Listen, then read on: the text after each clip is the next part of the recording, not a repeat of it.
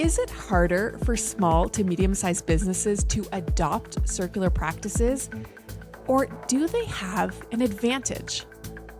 Welcome to The Circular Future, showcasing stories of circularity that reshaped how businesses operate and how you can do it in your organization too.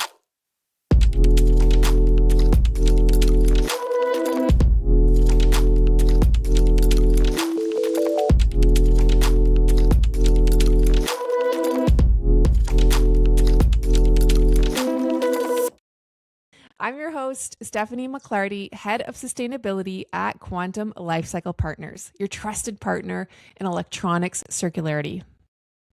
Small to medium-sized businesses are the backbone of our economy. They make up more than 99% of all businesses in Canada and the US. And as someone who ran a small business for many years, I know firsthand how much there is to juggle. You don't have dedicated teams for every function like in larger organizations. You're constantly deciding where to focus your limited time and resources. So, when you're stretched thin, how do you choose what matters most? Our guest today is Matthew Lynch, Executive Director at Green Economy Canada, the country's leading nonprofit helping small to medium-sized enterprises, or SMEs, to take action on sustainability. He has, frankly, a surprising answer. Matthew makes a compelling case that small and medium-sized businesses are actually well-positioned, perhaps even more so than larger organizations, to unlock value from being circular and a multitude of benefits from that, especially when circularity is done right.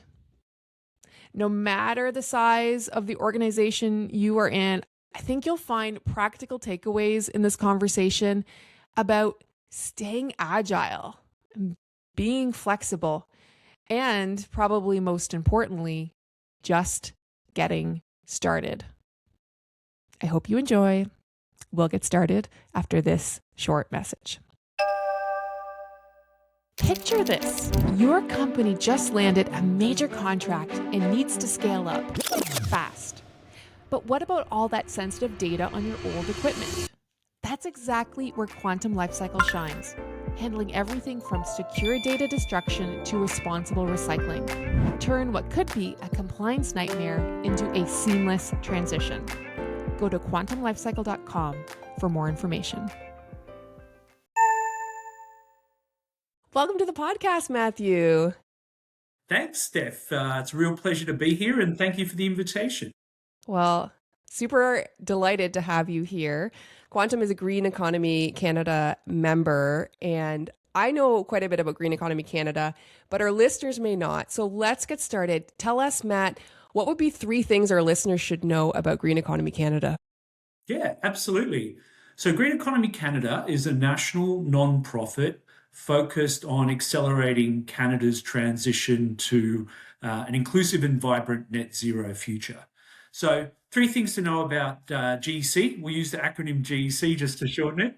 Right? Firstly, we work with businesses to help them take practical action to reduce their greenhouse gas emissions. So measuring their emissions, setting targets, and taking action that make them more profitable, more sustainable, and more resilient. Second, while we work with businesses of all sizes, we specialise in supporting small and medium-sized enterprises, or SMEs. And we'll be talking a bit about SMEs in this podcast. But that's everything from a sort of sole operator, one-person business to a larger enterprise with maybe 500 employees. SMEs are a big part of the climate picture in Canada. 99.8% of businesses, 50% of private sector emissions, but they often face unique challenges in taking action. And that's what we specialise in, supporting SMEs to move forward. The third thing I'd like to say about GEC is we have a lot of ambition to have real impact. Our strategic goal is to support 10,000 businesses in the net zero transition by 2028. And we're working with a real fabulous ecosystem of partners, foundations, large corporations, the federal government, chambers of commerce, to really sort of align along that goal and really support small businesses to get involved in our transition to a net zero. That's so cool. So 10,000 businesses is what you're looking to support by 2028. Did I hear that right? Yeah, no, that's our goal. We want to mobilize 10,000 businesses. So that's roughly 1% of businesses in Canada, which is both a small number and a large number. Indeed. No shortage of ambition here at GC. And in terms of circularity, while we don't have a dedicated circularity program, we see it as a key part of the toolbox of reducing emissions. And we're really excited that we have some really great circular businesses in our network. Businesses like Convertus, that are part of Green Economy London, and of course, Quantum as well. So, yeah, it'd be great to hear your experience of being a Green Economy Canada lead member. You know, what's the value that you've got out of being part of the network? Wait a minute, Matt. Who's the interviewer here? I'm just joking. Yeah, no, Quantum has been a part of Green Economy Canada officially for the last couple of years, but also in our predecessor companies. My old company, Refficient, was a part of one of the hubs of Green Economy Canada for many years, dating back to 2012, I think it was. But I really enjoy being a part of Green Economy Canada. For us, one of the big pluses is support.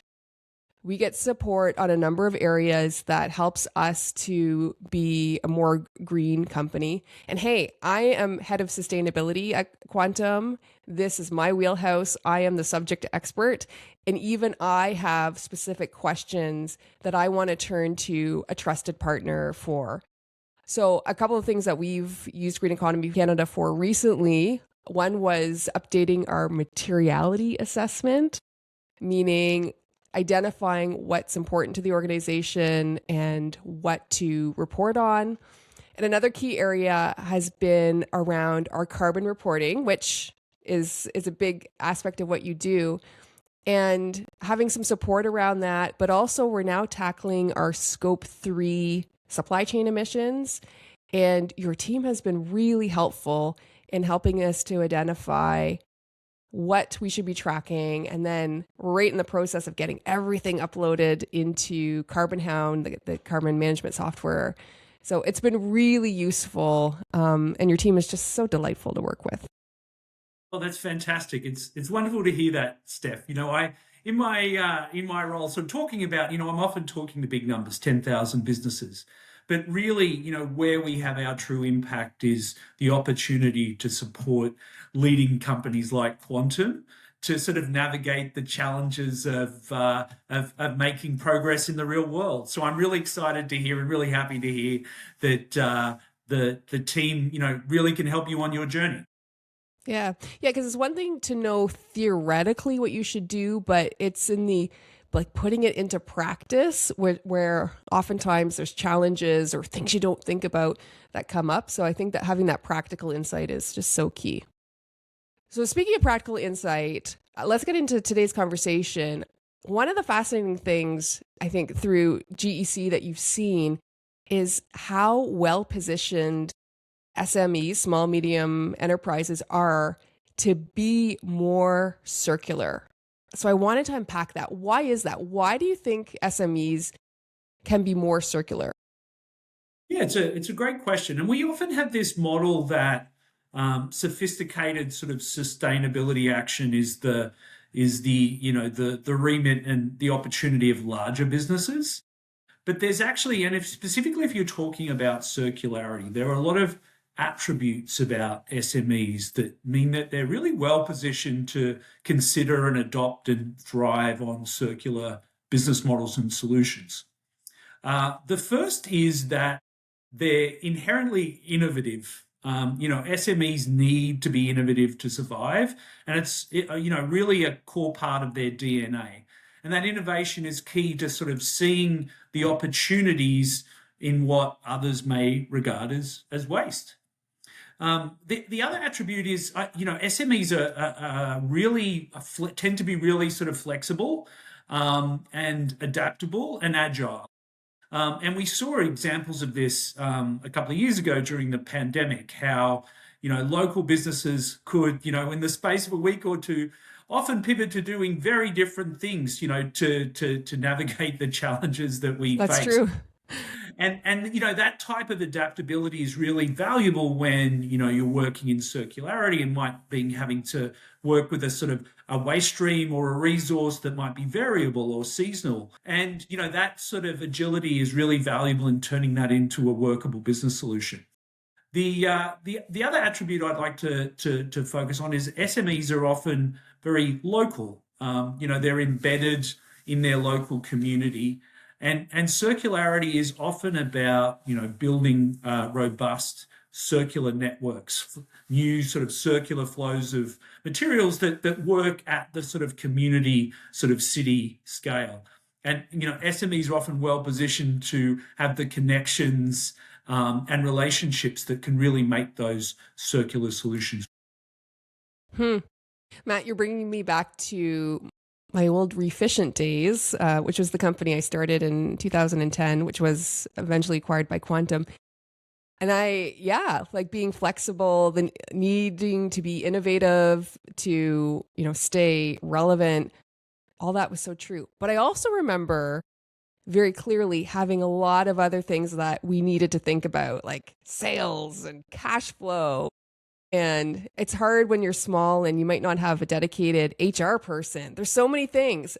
And recently, tariffs, there's no shortage of things to worry about as a small to medium-sized business. So why focus on circularity for them?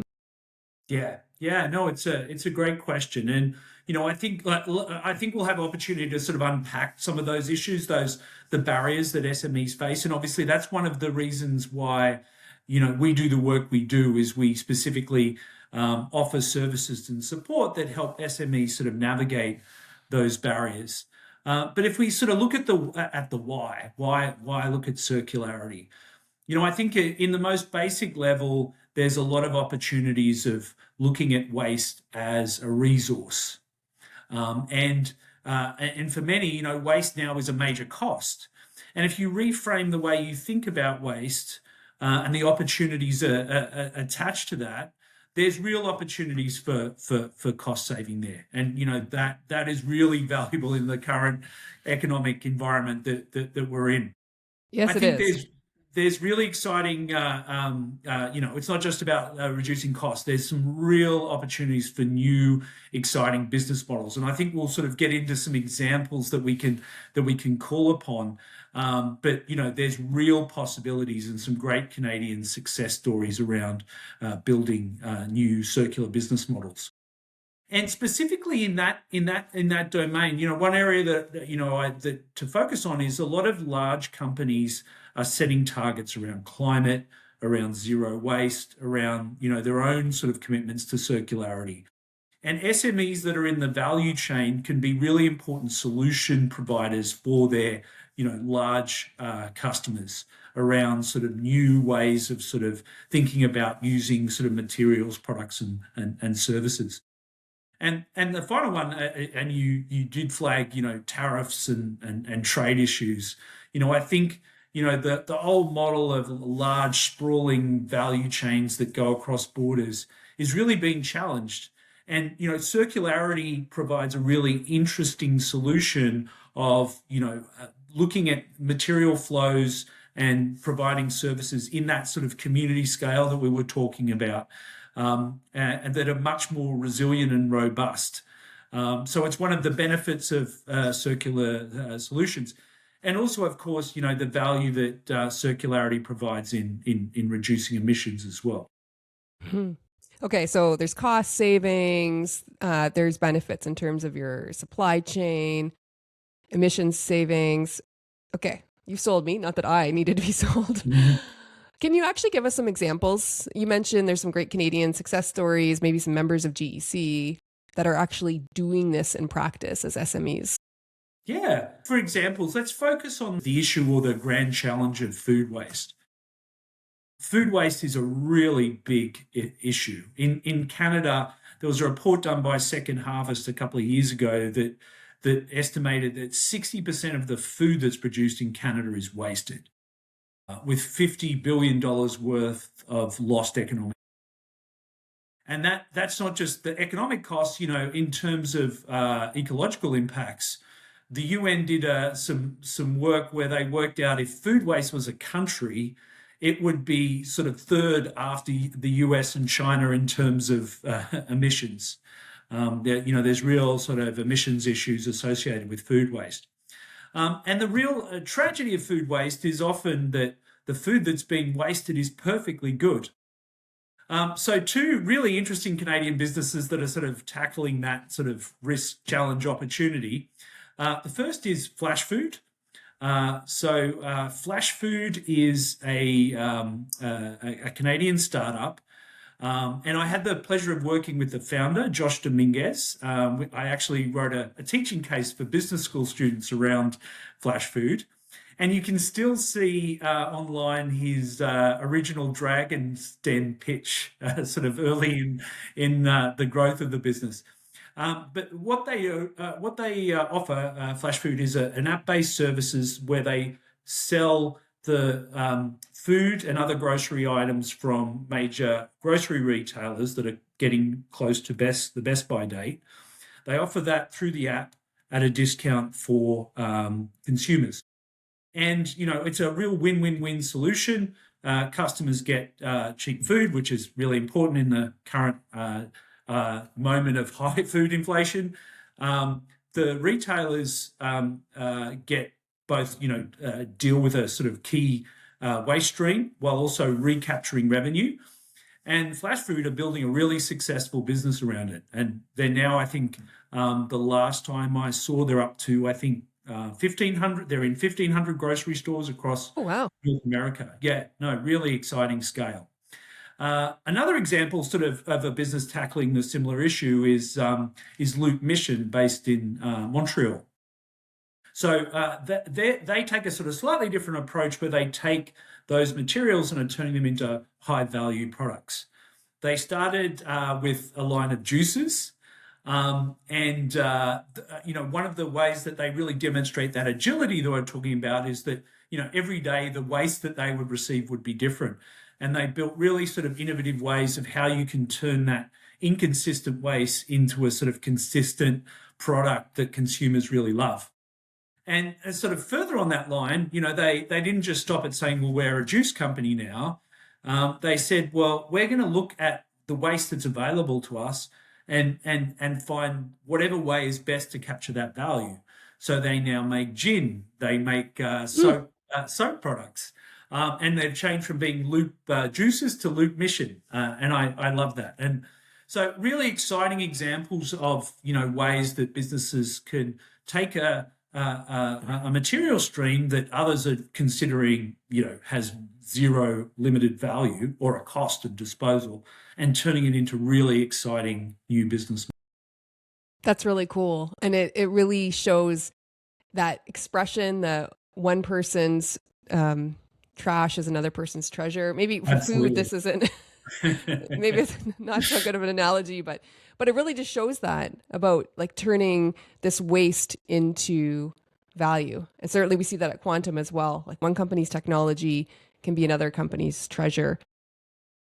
I know, Matt, you've mentioned that it's not just a matter of applying like waste to value, that circularity needs to be done right, or else it can kind of be counterproductive.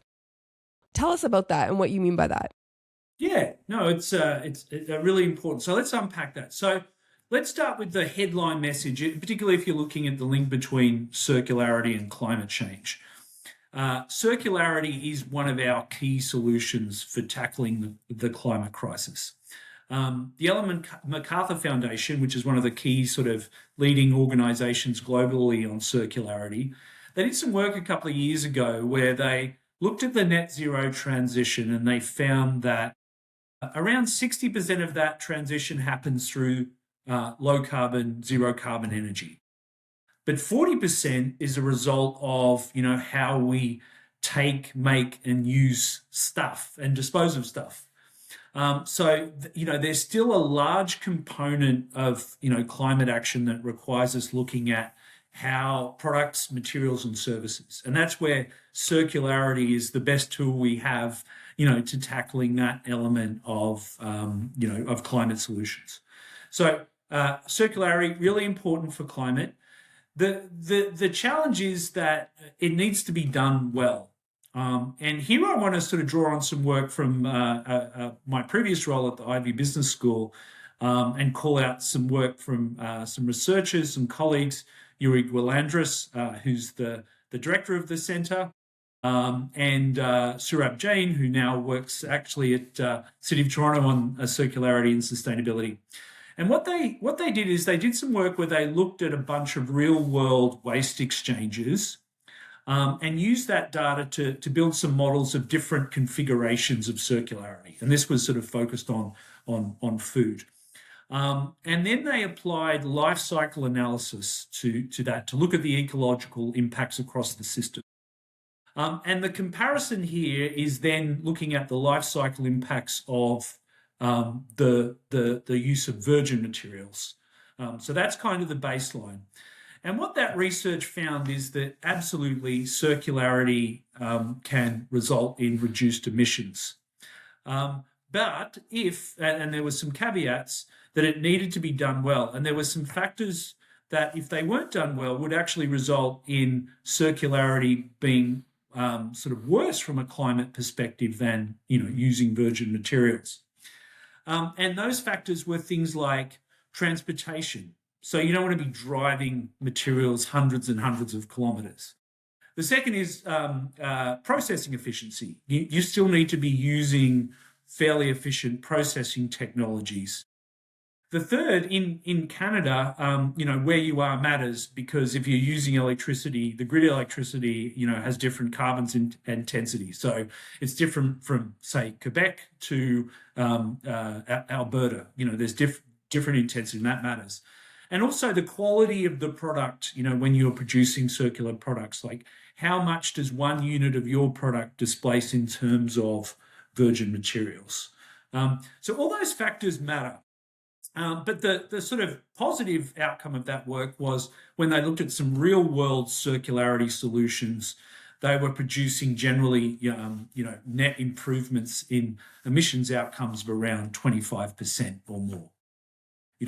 Bottom line, real world circularity done well can really, make real gains in terms of climate emissions. Interesting. So 25% improvement in emissions. That's amazing. This actually ties perfectly into an episode we did, number 52, where we talked about a case study of picking up champagne corks and other hard to recycle materials around the alcohol industry. And it was in Australia.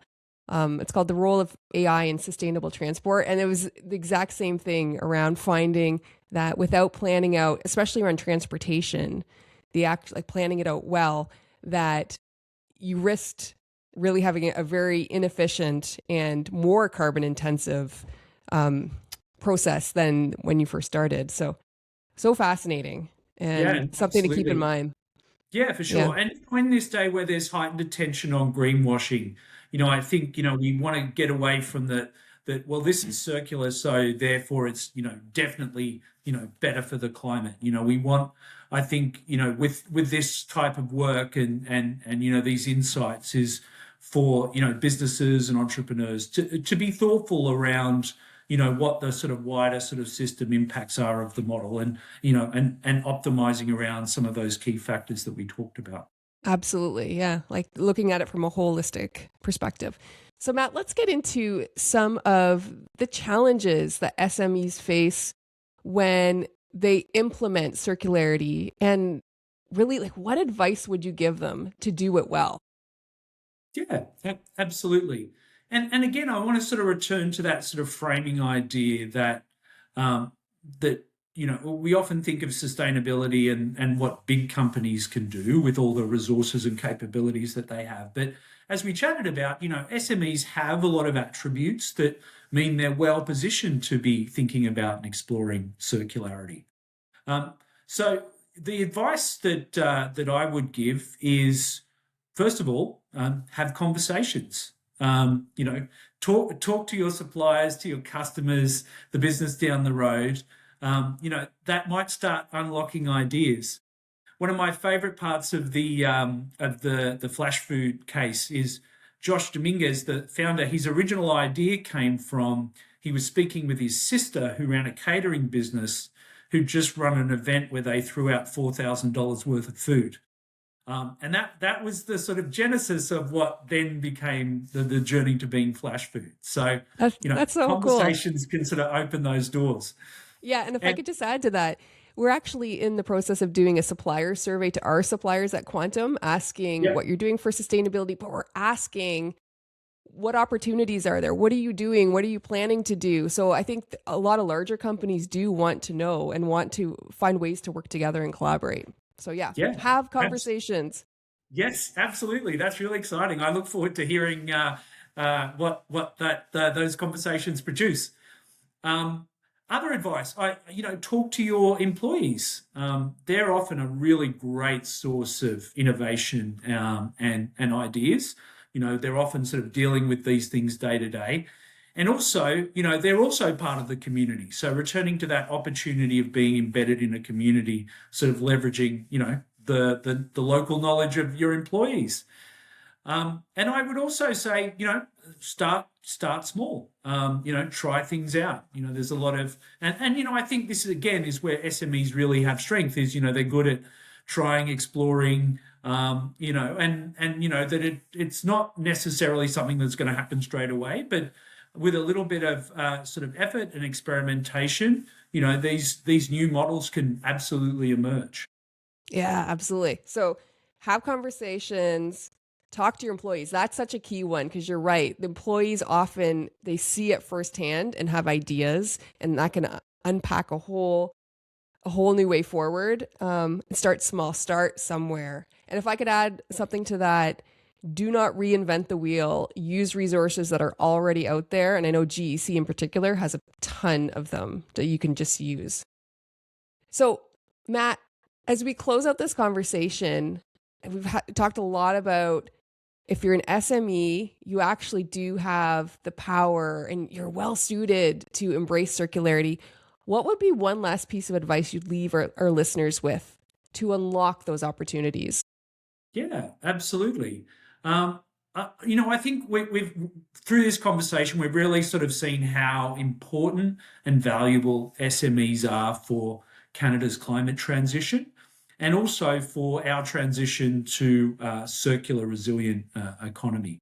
And my piece of advice is, yes, it's really difficult and challenging, for SMEs often. They face barriers, constraints, less resources, less expertise. And that's where my piece of advice, organisations like Green Economy Canada can really sort of support and, help with those sort of basic initial steps of getting going and starting to go through the process. Some of the things that you talked about, Steph, from your experience with GEC, these are the ways that we can concretely help SMEs on their sustainability journey. And one last, if I can put in a gratuitous plug for something that we're doing. We are running again our Climate Action Bootcamp, which is a free webinar series that sort of tackles the basics of climate action, why it's important, how you measure your emissions, and some of the key things you can do to reduce them, take action. That's starting up in February and will be running through February through till May. So amazing. Check out our website, greeneconomy.ca, and it'll give you the directions on how to sign up. Amazing. And we'll make sure to link it in the show notes as well. Thank you so much, Matt. That was fantastic. You're fantastic. Thank you for all that you do. Oh, wonderful. Thank you so much, Steph. And it's really exciting that, we have the opportunity to work with one of our members who's doing such fantastic stuff at Quantum to be part of the broader conversation of how we accelerate and catalyze sustainability action in Canada. Hear, hear. And remember, if you are looking for a partner to help you manage the life cycle of electronics, we'd love to chat. Head on over to quantumlifecycle.com and contact us. This is a Quantum Lifecycle podcast, and the producer is Sanjay Trivedi. Thank you for being a circular future champion in your company and beyond. Logging off.